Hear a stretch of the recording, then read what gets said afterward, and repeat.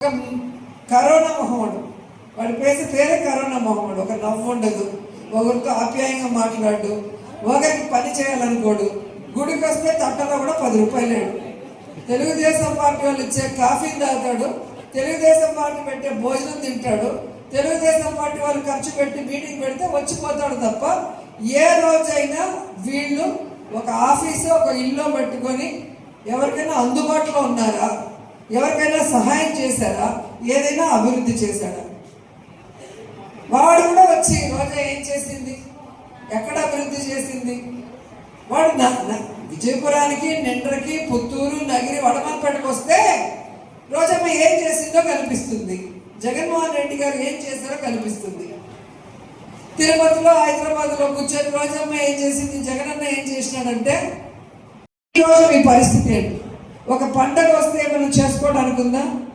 పండగ వస్తే మీకు అమ్మఒడో, చేయుతో, ఆసరానో, రైతు భరోసానో లేదా 0 వడ్డీకి రుణాలు ఇచ్చేవారు. సో మీరు కూడా బ్రహ్మాండంగా పండగలు చేసుకున్నారు, ప్రతి ఒక్కరు ఇల్లు కట్టుకున్నారు, ఇంట్లో కావాల్సిన వస్తువులన్నీ కొన్నారు. కానీ ఈరోజు ఉండాలి బ్యాంకు దగ్గర ఒక లేడీ కనిపిస్తున్నారా? ఏ షాప్లో అయినా వెళ్తే ఒకరు కనిపిస్తున్నారా? ఎందుకు? మీకు ఇస్తానన్నవి ఎగ్గొట్టారు, జగనన్న ఇస్తున్నవి ఎగ్గొట్టారు. దీన్ని ఏమంటారు? మోసం చేయడం అనరా? ఒక మనిషికి ఇచ్చిన మాట చేయకపోతేనే మోసం అంటారు. అలాంటిది చంద్రబాబు నాయుడు, పవన్ కళ్యాణ్ ఇద్దరు సంతకాలు పెట్టి ఉమ్మడి మేనిఫెస్టోలు ఇచ్చారు. ఇద్దరు సంతకాలు పెట్టి బాండ్లు పంచారు ఇంటింటికి. మీ ఇంట్లో ఇంతమంది ఉన్నారు, అమ్మఒడికి ఇంతమంది ఎలిజిబిలిటీ, 2 పిల్లలు ఉంటే 30,000, 3 ఉంటే 45,000, రైతు ఉన్నారా ఇంత డబ్బులు, 18 ఏళ్ళ పైన ఉన్నారా, 60 ఏళ్ళ లోపల ఉన్నారా, నెలకి 1,500. సో మీరు ఇన్ని లక్షలకి ఎలిజిబిలిటీ, సంవత్సరానికి ఇన్ని లక్షలు, 5 సంవత్సరాలకి ఇంత. మేము గెలిస్తే 2024 జూన్ నుంచే ఈ డబ్బు మీ అకౌంట్లో పడుతుందని బాండ్లు ఇచ్చారా లేదా? అందరికీ బాండ్లు ఇచ్చారు. మరి 2024 జూన్ అయిపోయింది, 2025 జూన్ అయిపోయింది. అంటే క్యాలెండర్లో సంవత్సరాలు మారిపోతున్నాయి, నెలలు మారిపోతున్నాయి, డేట్లు మారిపోతున్నాయి. కానీ వాళ్ళు ఇచ్చిన బాండ్లో ఒకటైనా జరిగిందా? మరి సంతకాలు పెట్టి బాండ్లు ఇచ్చి మోసం చేసిన వాళ్ళని మోసగాళ్ళు, చీటర్లు అంటారు. అలాంటి వాళ్ళ మీద ఎలాంటి కేసు పెట్టాలి? 420 కేసు పెట్టాలి. ఇప్పుడు చంద్రబాబు నాయుడు మీద, పవన్ కళ్యాణ్ మీద 420 కేసు పెట్టాలా వద్దా? పెట్టాలి కదా. సో దానికి మనం అందరం కూడా గట్టిగా ఉండాలి. ఈరోజు ఈ నియోజకవర్గంలో ఒక కరోనా మొహమ్మడు, వాడి పేరే కరోనా మొహమ్మడు. ఒక నవ్వు ఉండదు, ఒకరితో ఆప్యాయంగా మాట్లాడు, ఒకరికి పని చేయాలనుకోడు. గుడికి వస్తే తట్టలో కూడా 10 రూపాయలు. తెలుగుదేశం పార్టీ వాళ్ళు ఇచ్చే కాఫీ తాగుతాడు, తెలుగుదేశం పార్టీ పెట్టే భోజనం తింటాడు, తెలుగుదేశం పార్టీ వాళ్ళు ఖర్చు పెట్టి మీటింగ్ పెడితే వచ్చిపోతాడు తప్ప ఏ రోజైనా వీళ్ళు ఒక ఆఫీసు ఒక ఇల్లు పెట్టుకొని ఎవరికైనా అందుబాటులో ఉన్నారా, ఎవరికైనా సహాయం చేశారా, ఏదైనా అభివృద్ధి చేశాడా?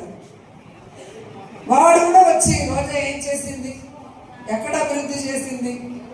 వాడు విజయపురానికి, నిండ్రకి, పుత్తూరు, నగిరి, వడమన్పేటకు వస్తే రోజమ్మ ఏం చేసిందో కనిపిస్తుంది, జగన్మోహన్ రెడ్డి గారు ఏం చేశారో కనిపిస్తుంది. తిరుపతిలో, హైదరాబాద్లో కూర్చొని రోజమ్మ ఏం చేసింది, జగనన్న ఏం చేసినాడంటే మీ నాన్న ఎమ్మెల్యేగా ఉన్నప్పుడు ఈ నగిరి నియోజకవర్గం ఎలా ఉంది, మేము ఎమ్మెల్యే అయ్యాక, జగనన్న సీఎం అయ్యాక ఏం పని చేశామో మీరు వెళ్ళి కళ్ళతో చూస్తే కనిపిస్తుంది.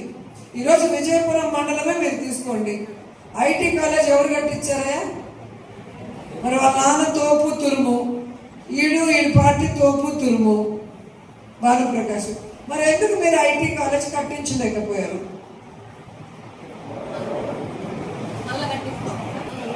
వాళ్ళ నాన్న అయిపోయింది 10 ఏళ్ళకు పైగా, మళ్ళీ ఈడు 10 ఏళ్ళగా ఉన్నాడు. ఎందుకు కట్టించలేకపోయారు? మేము ఎందుకు కట్టించగలిగామని అడుగుతున్నాను. అలాగే మొత్తం విజయపురంలో ఏపీఐసి ల్యాండ్స్ మేమే తెచ్చామన్నారు. ఎవరు పర్మిషన్ తెచ్చారు? ఎవరి టైంలో పర్మిషన్ వచ్చింది? నేను ఢిల్లీకి ఏపీఐసి చైర్పర్సన్గా వెళ్ళి మాట్లాడి పర్మిషన్ జరగన్నా నేను పోయి మాట్లాడి తెచ్చుకున్నాను. అసెంబ్లీలో మాట్లాడింది ఎవరు? రైతులకి డబ్బులు వేసింది ఎవరు? జగనన్న ప్రభుత్వం కాదా? ఎవరైతే ఏపీఐసి ల్యాండ్స్ ఇచ్చారో వాళ్ళు అడగండి. కుట్ర పన్ని రైతుల భూముల్ని గవర్నమెంట్ భూములు అని చెప్పి రైతులు కడుపు కొట్టింది ఈ తెలుగుదేశం పార్టీ కాదా? మన ప్రభుత్వంలో ఆర్టీఓ గారిని పిలిచి అన్న వాళ్ళంతా ఉన్నారు, రైతుల్ని పిలిపించి వాళ్ళ దగ్గర ఉన్న పేపర్లు పట్టాలన్నీ ఇచ్చి మళ్ళీ ఎంక్వైరీ ఇచ్చి వాళ్ళకి డబ్బులు వచ్చే విధంగా, వాళ్ళు పెట్టిన చెట్లకి డబ్బులు వచ్చే విధంగా మనం చేసాం. సిగ్గు లేకుండా ఎంత పచ్చి అబద్ధాలు చెప్పా కదా, చంద్రబాబు నాయుడు నుంచి కింద స్థాయి వరకు కళ్ళారకుండా పచ్చి అబద్ధాలు చెప్పడంలో వాళ్ళు సిద్ధహస్తులు. అదేవిధంగా ఇది కూడా చేస్తున్నారు. ఈరోజు నగిరి నియోజకవర్గంలో ఒక కాలేజ్ కావాలన్నా, ఒక గుడి కావాలన్నా, ఒక హాస్పిటల్ రెనోవేషన్ చేయాలన్నా, ఒక పేదవాడికి ఇంటి పట్టా ఇవ్వాలన్నా, మున్సిపాలిటీలో పార్కులు కట్టాలన్నా, అలాగే శ్మశానాలు ఎలక్ట్రిక్ క్రిమేషన్ ఎక్కడో విజయవాడ, తిరుపతి, వైజాగ్లో ఉన్నవి నగరి పుత్తూరులో ఎలా వచ్చాయి? మేము కష్టపడకుండా వచ్చాయా? జగనన్న ఇచ్చే వెల్ఫేర్ ఒకటి, అది కాకుండా లోకల్గా మన లీడర్లు ఎవరెవరైతే అడిగారో వాటి బట్టి అక్కడున్న పరిస్థితులు బట్టి చేసుకుంటూ వెళ్ళామో లేదా?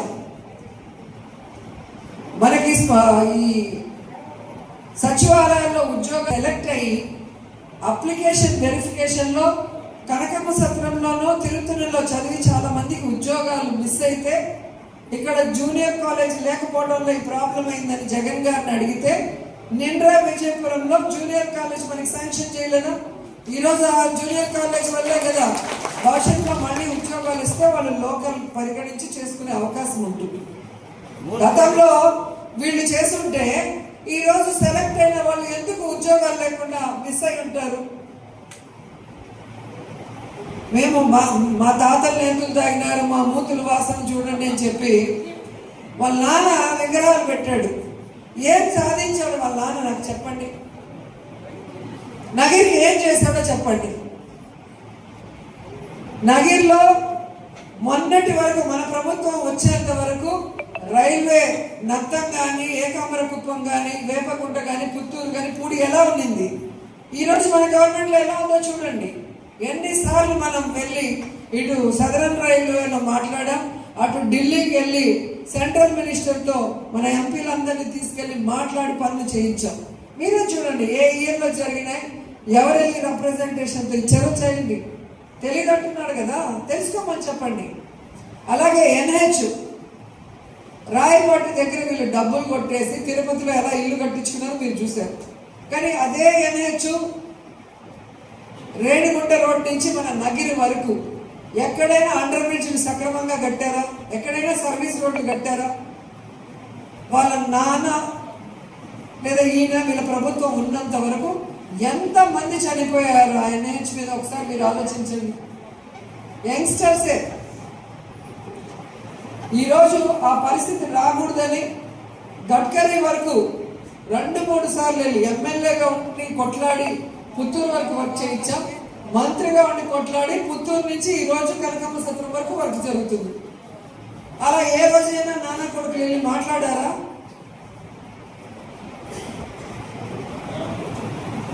హాస్పిటల్స్ లో ఎంత రెనోవేషన్స్ చేసాం. 5 మండలాల్లో ఉండే పిహెచ్ఎల్ రెనోవేట్ చేసాం, అన్ని ఫెసిలిటీస్ ఇచ్చాం. అలాగే పుత్తూరు నగిరిలో రెంటెడ్లో ఉన్నాయి అర్బన్ హెల్త్ సెంటర్ 80 లక్షలతో ఒక్కొక్కటి. పుత్తూరులో 2, నగిరిలో 2 కట్టాం. దేనికి కట్టాం? మన జనానికి అందుబాటులో ఉండాలి, ప్రతి ఒక్కరు మళ్ళీ తిరుపతి వరకు పరిగెట్టకూడదని. డయాలసిస్ సెంటర్ ఎవరు తెచ్చారు? ఒక మారుమూల విలేజ్ కాన్స్టిట్యున్సీకి ఎవరైనా ఇస్తారా?